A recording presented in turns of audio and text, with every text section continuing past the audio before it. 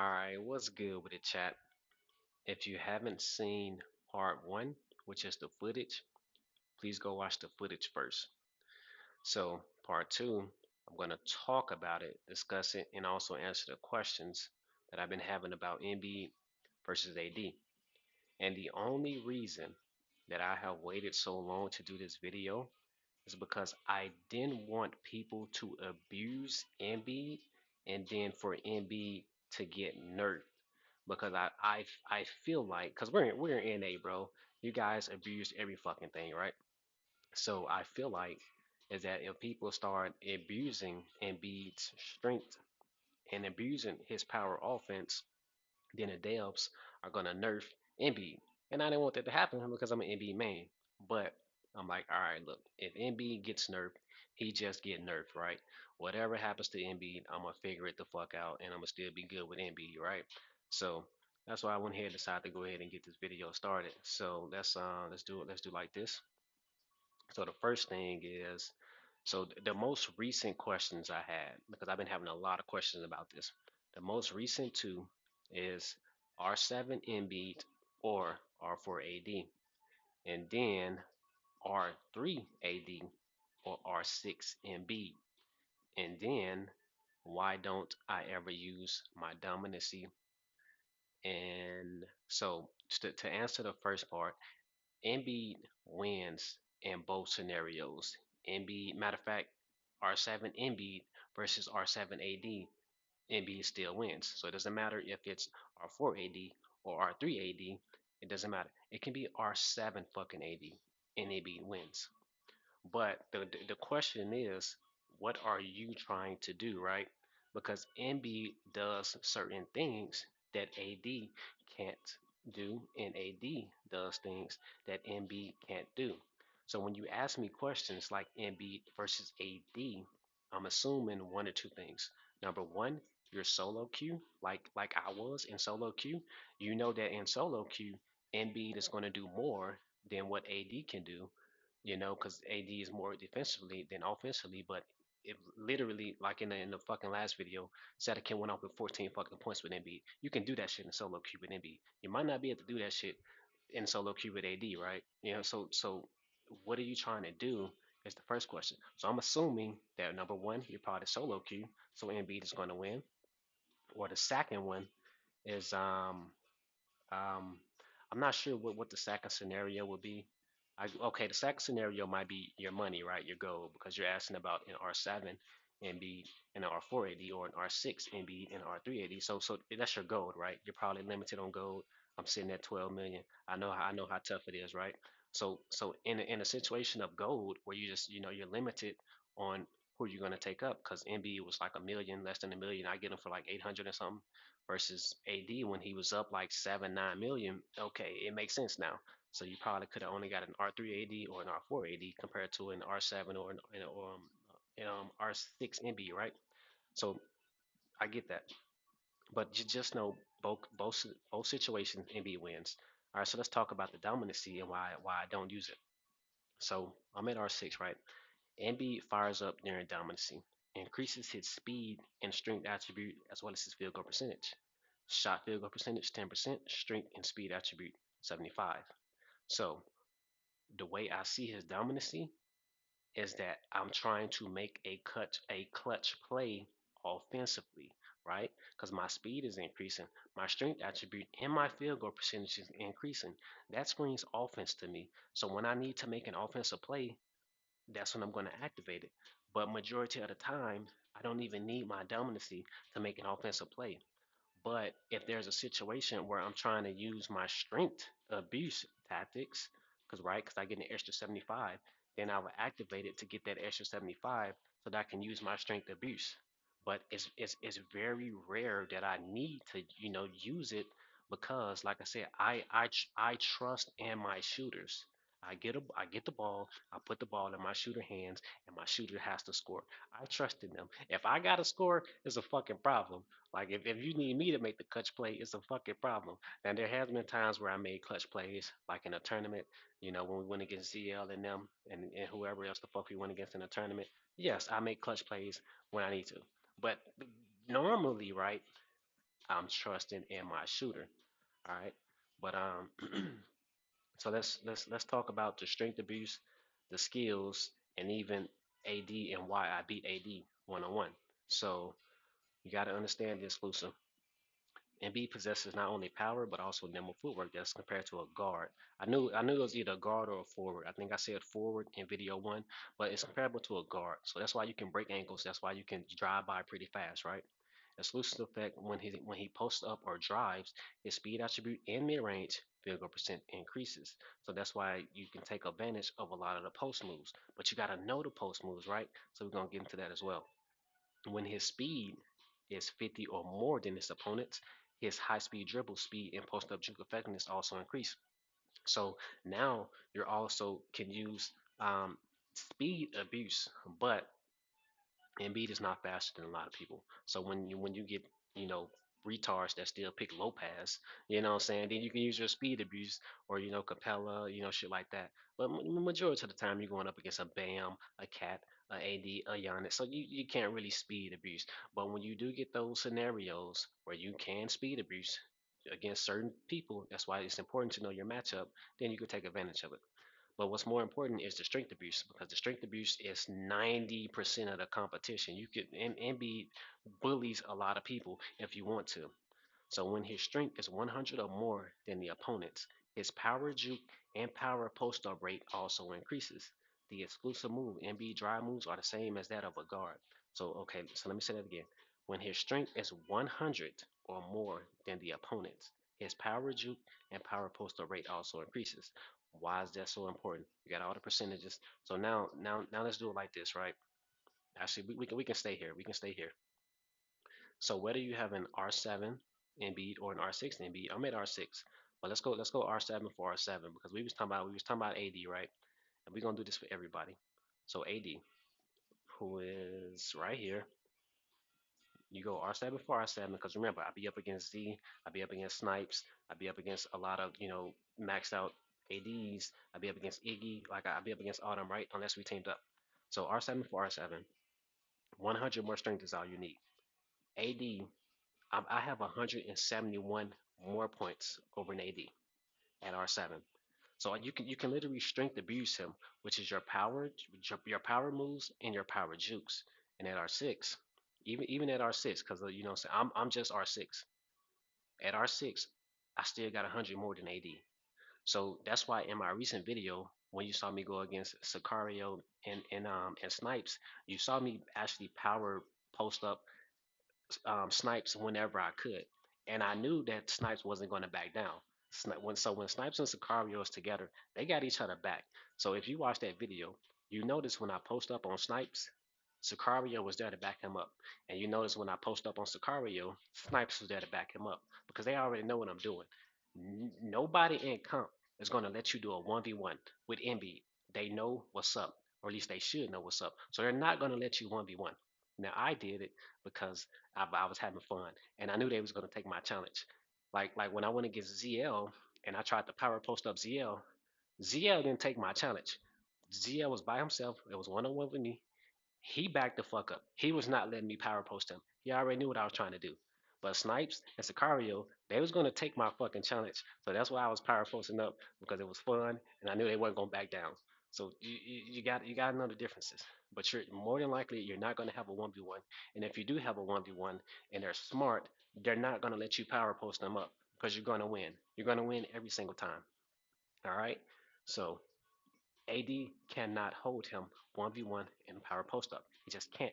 Strength abuse, do it the correct way. Strength abuse, get around him. You can body him every time. I promise you. Or maybe not every time, but 90% of the time you can, right? And then, so if you saw the footage, you also know you got the power offense. 1-on-1, AD can't do shit about it. 1-on-1, Giannis can't do shit about it. Power offense is just broken. And what stops the power offense from being, overpowered is that it doesn't always hit. You still have to, be blue, green, or whatever. You still got to make the shot right. It can miss. So it's overpowered, but it's not 100% accurate.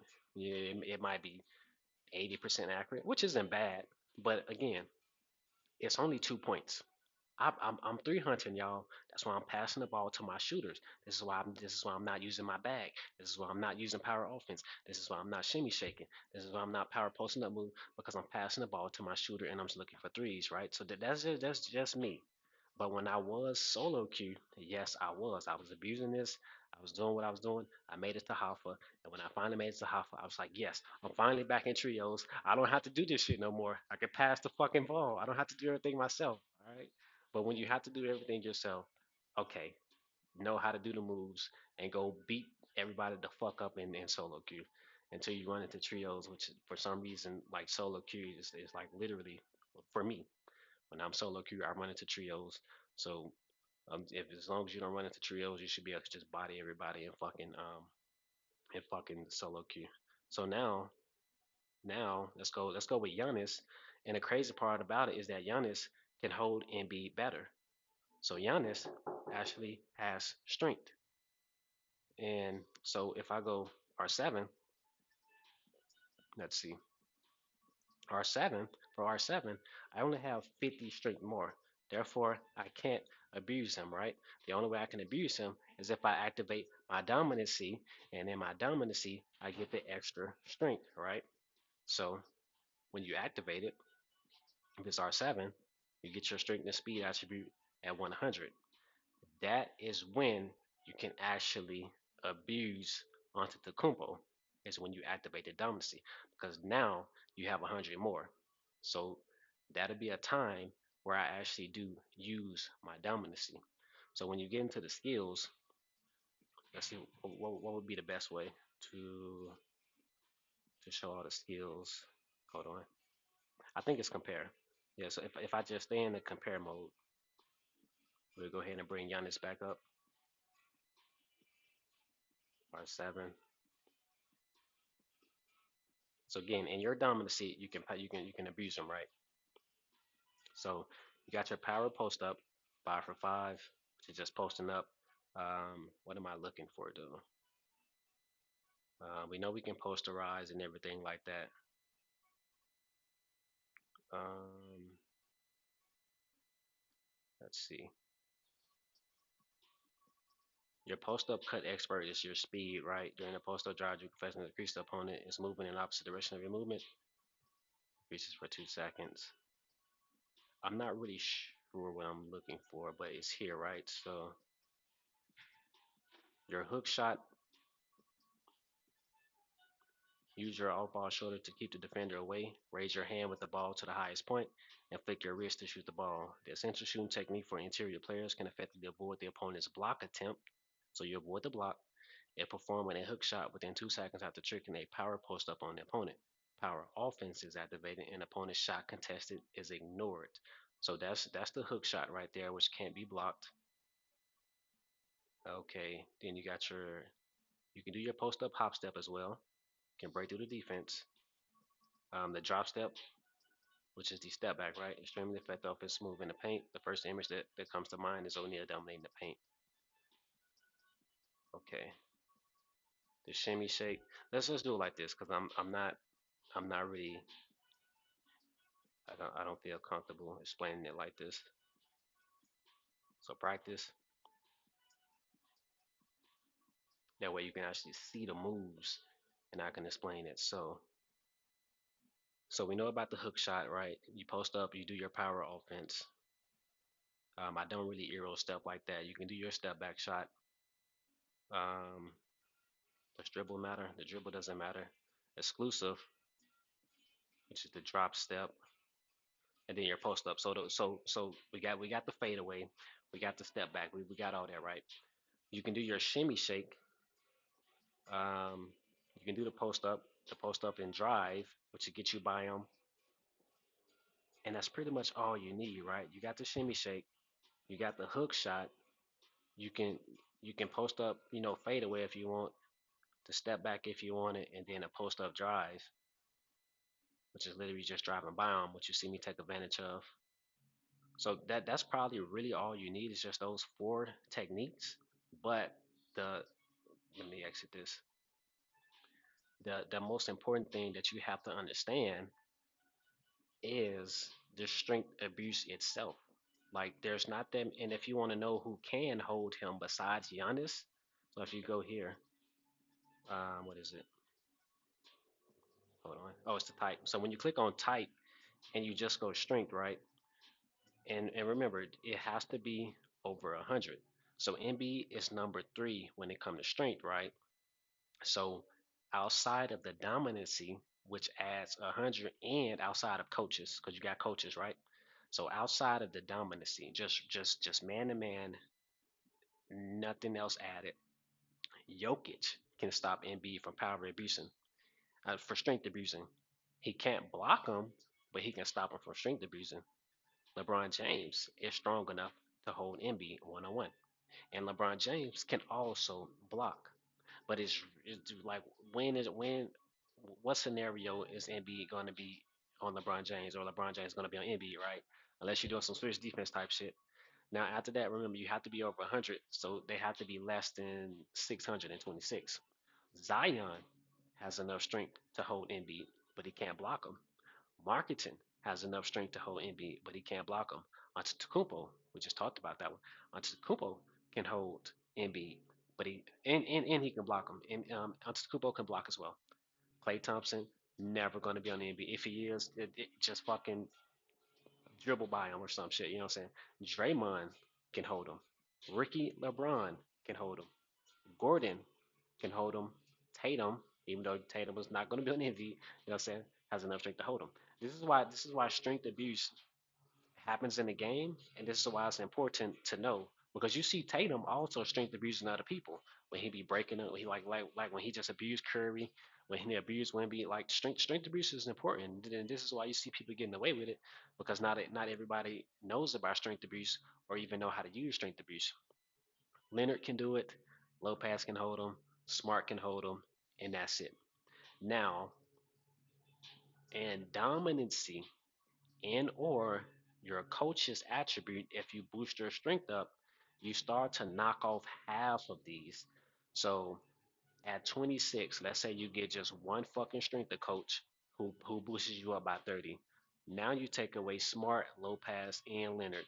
You might even take away Tatum, Gordon, right? So then you just got James, Green, Thompson, Antetokounmpo, and all that until you activate your dominancy. And your dominancy mode is over with for everybody 101 because you got 100. The only person who can hold them at an extra 100 without your coaches, it's going to be Jokic and James. You do your extra 100, you throw in your coaches, and you're going to body them too. And that's why your coaches and knowing how to strength abuse and knowing when to activate your dominancy is important. So now, again, it's not necessarily about, like I said, just besides those two scenarios of either one, you're in solo queue, and Embiid is gonna, Embiid can carry the team more, he can do more in solo queue than what AD can, or number two, um, you don't have enough money. So if you're choosing between an R7 Embiid and R4 AD, or an R6 Embiid and R3 AD, Embiid wins because of everything that he brings to the table. Now, where it changes is if you're in a trio, because in your trio, we all know what AD can do defensively. AD is fast as fuck. AD can block like a motherfucker. So you can bring that double team pressure. You can bring that court pressure that Embiid cannot bring, right? So that's the trade off. So you have to know what you're getting and what you're giving. Me personally, though, because for some reason people are still on AD, I prefer Antetokounmpo. Why hasn't nobody asked me who's better between R7 Embiid and fucking R4 Giannis or some shit, the R6 Embiid and R3 Giannis or some shit, you know what I'm saying? Or who's better between R7 Embiid and R7 Antetokounmpo? Like, why is that not a question? Like AD, in my opinion, is not the top dog, bro. He's not. Antetokounmpo is the top dog because Antetokounmpo has an offensive bag. Like I don't know how many times I said it. Like when I first used Antetokounmpo, I did my video way back when I said Antetokounmpo is my AD, and I played Antetokounmpo just like AD players play AD. You can cover the court. You got that court pressure. You can block. Like yes, he can't block like AD, but he can fucking block, right? You just need to be able to block, right? But Antetokounmpo has an offensive bag that AD doesn't have, right? He's bringing the offensive bag that AD is not bringing. So to me, Antetokounmpo is top dog. So the better question would be who's better between Antetokounmpo and Embiid. I don't necessarily know the answer. They can go toe to toe. Um, when it comes to gold, of course, Embiid is cheaper, but Antetokounmpo is really fucking good, y'all. The Euro dunk, he has the double pump fake pass and he has the dunk fake pass. Like he has a great fucking offensive bag. Like why like why are y'all stuck on AD? I don't get it. That'll actually be a more entertaining video for me to do. Who's better between Embiid and fucking Antetokounmpo? But bro, Embiid versus AD, like stop it. We out.